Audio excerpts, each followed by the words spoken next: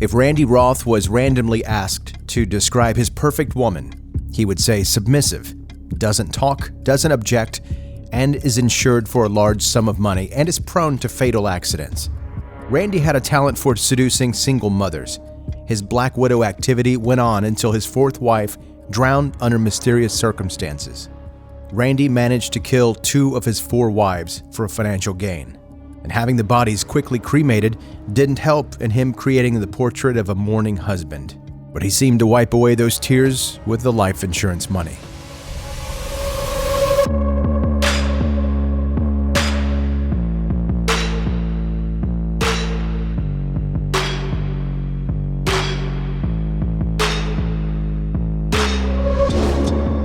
Welcome to 10-Minute Murder, brief and bingeable true crime. My name is Joe, I'm the host, and thank you for joining today. Now, if you've been a listener of this podcast for any duration of time in the past, you know that those episodes sound different than this one sounds right now. And that's because normally I'm recording in a studio at my house. And right now, I'm in a hotel room, sitting on a bed, recording this episode and almost spilling my drink 14 times. And you know, last time when I was going to be away for a work trip, I asked different people that hosted different podcasts to fill in with episodes, and they did that. And I would have done that again, except I forgot. It's on me. I totally forgot to do that.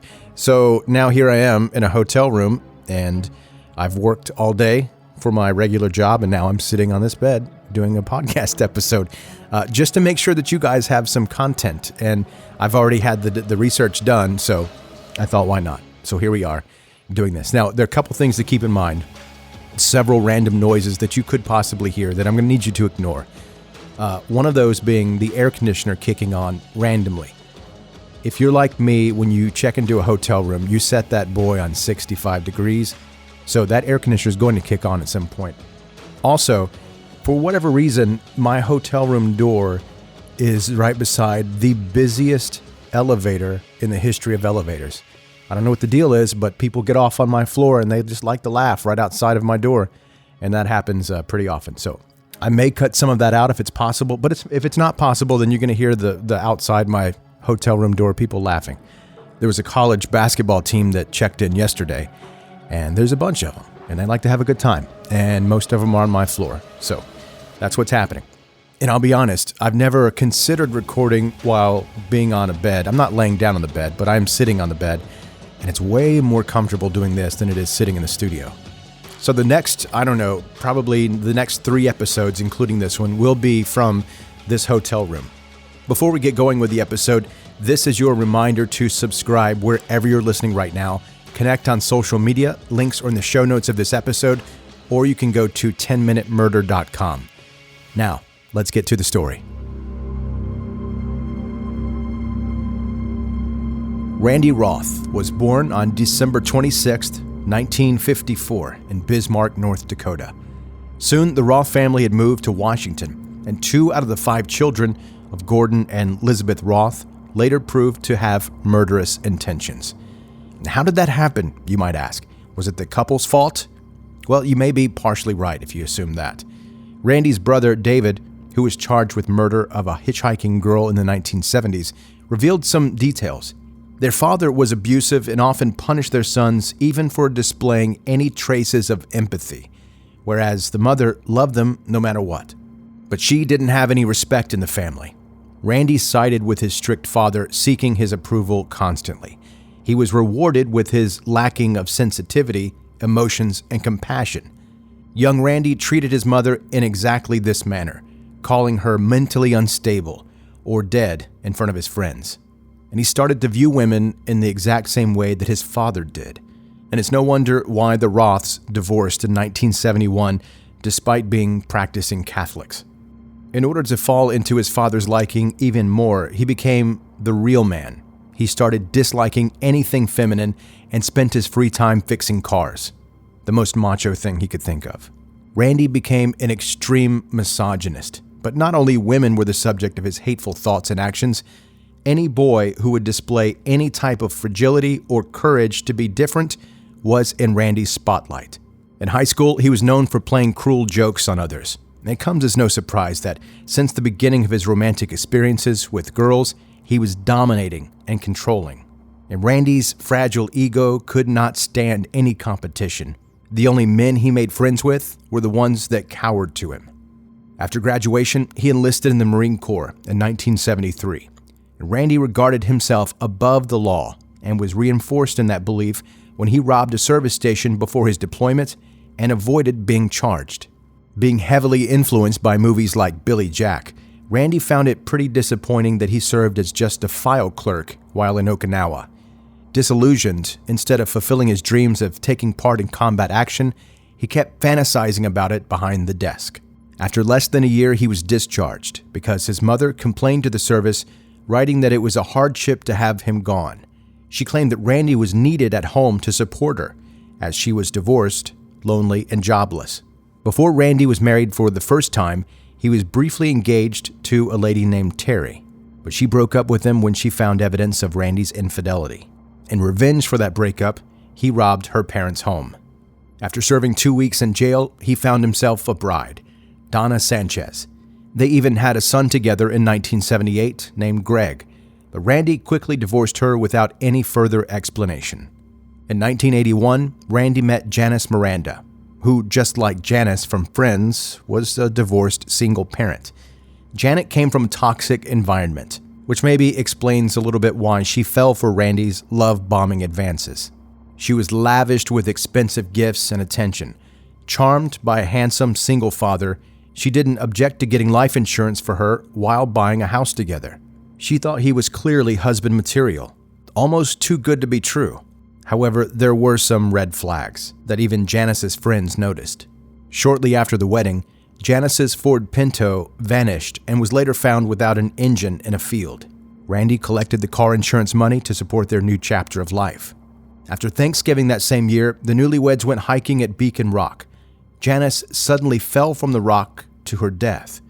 When authorities arrived, the only witness of the incident gave contradictory information. The rescue workers who tried to retrieve the body stated that it was impossible for Janice to have fallen from the spot in which Randy indicated. Police officers suspected that Randy simply pushed his wife, but they didn't have any evidence to bring charges. Randy hastily cremated her remains and filed a claim on her life insurance policy. He planned to adopt Janice's daughter just like he claimed custody of his son from his first marriage, but he failed. Thankfully, Janice arranged for her daughter to be raised by her family in case of her death. After her death, he moved into a new house where he raised his son and worked as a mechanic. Randy secretly seduced his neighbor's teenage daughter, promising her marriage when she turned 18. He was also making moves on local women, telling them tales of serving in Vietnam, portraying himself like a movie star war hero. The good neighbor in question was really a Vietnam War veteran himself and rolled his eyes every time he heard Randy telling another one of his stories. But Randy had his eyes on a new victim, a divorced mother of a small child desperate for love. In 1985, he married her. Donna Clift wasn't aware of her new husband's past, but he started to show his true colors already during the honeymoon as he was cold towards Donna and cruel to her daughter. She noticed the red flags and became suspicious and had a sinking feeling as she looked through his personal belongings. In the face of his secrets being revealed, Randy planned a family rafting trip up on the Skykomish River. They hopped on an inflatable raft, which he steered right into some sharp rocks. He came very close to killing Donna, and she filed for divorce immediately after the trip. Soon after that, he laid eyes on another victim, Mary Jo Phillips, but luckily for her, he broke the engagement off himself after he found out that she had been treated for cancer before and was not insurable. But in 1990, he found a new Mrs. Roth, Cynthia. She was married once before, but her husband died of a disease and she was well provided with various survivor's benefits. She came from a deeply religious background, so she would never marry a divorced man. Randy, of course, rushed to tell her a heartbreaking story of losing Janice in a terrible accident, and he never mentioned the other marriages. Soon, they ran off to Las Vegas and got married, leaving her conservative family in shock. Calm and reasonable Cynthia was unrecognizable under Randy's influence. With time, Cynthia became aware that Randy was unusually controlling, and she wasn't allowed to do anything without him. Randy required constant attention, and she started to lose herself. she neglected her previously flawless appearance and her housekeeping duties. Randy was also physically and mentally abusive to her 3 sons as well. He spanked them often with a belt and forced them to perform dozens of squat thrusts if they misbehaved, and even made them stand outside in their underwear during wintertime and kneel on gravel as punishment. He also had them watching graphic war movies as well. Cynthia simply believed, like all of his wives, that he was suffering from PTSD from serving in Vietnam. Cynthia wrote a poem which began with the words, "Randy does not love Cindy. Randy hates Cindy." It went on to detail 44 complaints and criticisms Randy had directed at her regarding her appearance, appetite, and sense of style. If it wasn't for Cynthia's religious beliefs, she would have divorced him. As with Randy's custom, on July 23, 1991, he planned an outdoor trip. Randy, Cynthia, and her sons arrived at the hot, crowded beach of Lake Sammamish. By the way, if this location rings a bell, it's the same lake where Ted Bundy abducted 2 women during his time of killing. The couple left the boys on the shore alone and took a raft into the deep part of the water. Several hours later, Randy returned with an unresponsive wife on the raft. All efforts to treat her were unsuccessful and she was pronounced dead. Randy's lack of emotions and contradicting versions of events made him an obvious suspect, but again, there was no evidence. Shortly after the incident, he collected nearly $400,000 from her life insurance policy, even before he notified her family about her death. Randy, once again, was in a rush to have Cynthia cremated despite her family's wishes. Detectives knew what he was up to, but had no evidence to prove it. However, it came out that Randy had repeatedly attempted to defraud insurance companies and stole from nearly every job he had ever had.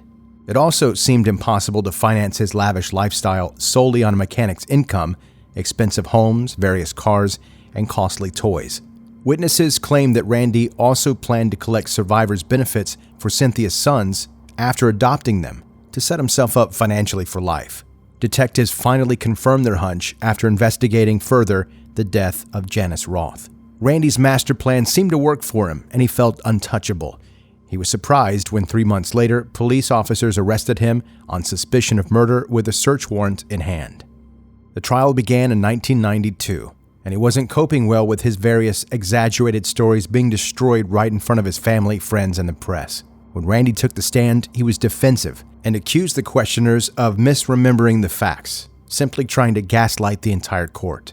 Aside from anger, his demeanor was detached, and he failed to show any other emotions. Randy Roth was sentenced to 50 years for the murder of Cynthia Roth and 1 year for the theft charges. He was never charged with the death of Janice Roth. Randy will be eligible for parole in 2029.